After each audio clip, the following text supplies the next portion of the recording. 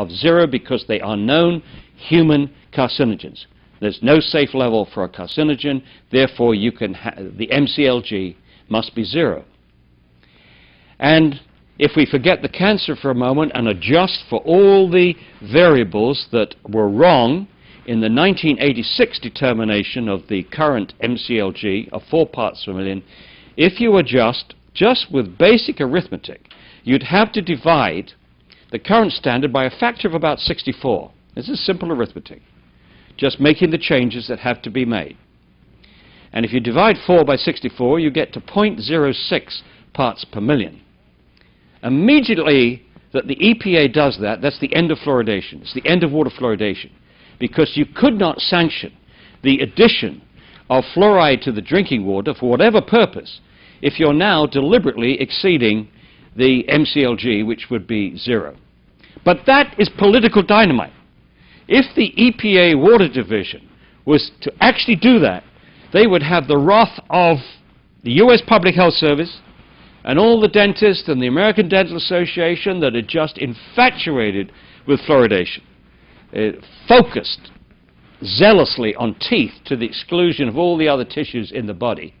There would be hell to pay for those individual scientists at the EPA that did their job and said, no, it should be 0, or it should be very low, 0.06. And that is why, I believe, after 4 years, because the NRC came out with that recommendation in March the 22nd, 2006, after 4 years we've seen nothing. We have seen nothing from the EPA, nothing in writing, nothing has been sent out for external review. And I could have done the calculation in about 10 minutes to show that it was lower than 1 part per million, but it's taken them over 4 years. Now, President Obama has said that he wants transparency and he wants scientific integrity in regulatory agencies that are protecting our health. We must get everybody that can write, everybody that can phone, everybody that can email the White House to say to President Obama, get the EPA to do its job. That's what we pay them to do. We pay them, these civil servants, to protect our health and to protect the environment.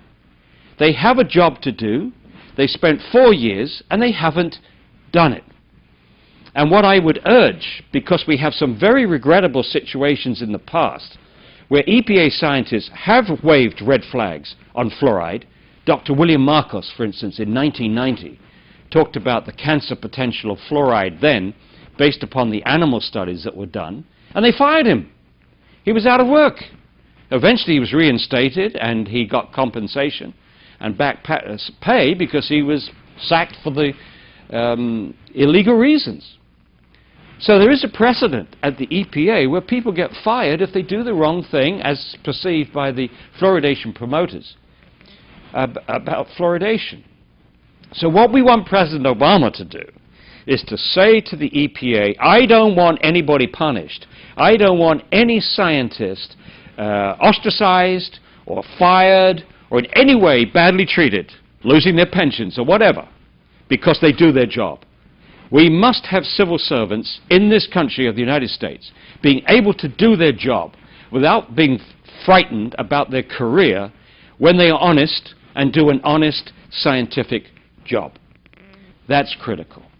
So both from the local situation of trying to get it out of Pensacola and networking with all the other communities around the world, in a minority of countries that fluoridate, only 8 countries in the world have more than 50% of their population drinking fluoridated water. The United States is one. I give you the others: Australia, New Zealand, Israel, Singapore, Malaysia, Colombia, and Ireland. They all have over 50% of their water being fluoridated, and we have groups of the Fluoride Action Network in all these countries helping to try to stop this nonsense. And we're networked throughout the United States, we're networked throughout Canada, and many other countries. So what happens in Pensacola not only is good for yourselves to stop this poison going into your children's bodies and your own bodies and your bones, because 50% of all the fluoride you take in each day goes into your bones and accumulates over a lifetime. Not only will you be helping yourselves, but you'll be helping other communities in the United States and in other fluoridated countries. And if by any chance you are a professional watching this, if you are a professional involved in the environmental fields or medical fields or even legal fields, if you're a pharmacist, if you're a nurse, if you're a doctor, if you're a dentist, if you're a scientist, if you're a PhD in any subject, if you're an environmental activist and you work full-time on environmental issues, you are entitled to sign a statement. It's called the Professional Statement Calling for an End to Fluoridation Worldwide. And we now have nearly 2,800 people that have signed this professional statement, and quite frankly, every signature on there is worth its weight of gold. In gold, eventually we're going to reach a tipping point when there's so many people have signed that. But right now, the important thing about getting those numbers up, the more numbers that we have of people signing that statement, the easier it becomes for dentists and doctors to speak out on this issue.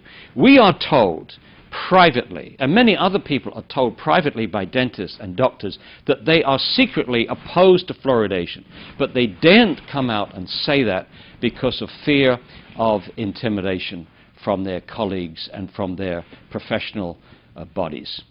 So we need that.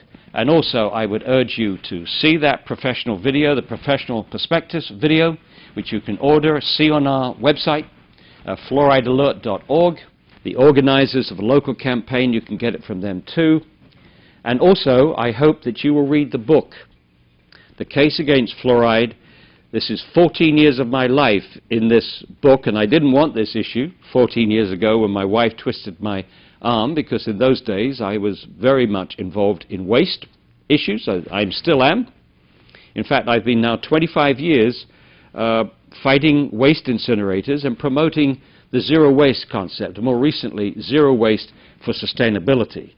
So that's one of the reasons I didn't want the fluoridation issue, because I was heavily engaged teaching chemistry at a university and also working on waste, and now that's taken me to 52 different countries and 49 states in the United States. I'm better known on that subject around the world. In fact, I was invited to the United Nations to give a talk called Zero Waste for Sustainability to the Commission for Sustainable Development, and I must say that was on May 5th, and I was very positively received on that.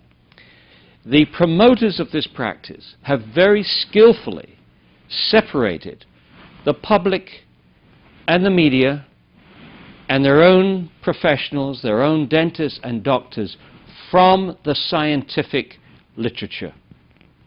And once we stop that separation, once we can encourage the dentists, the doctors, the scientists to actually read the literature, I believe that fluoridation will collapse.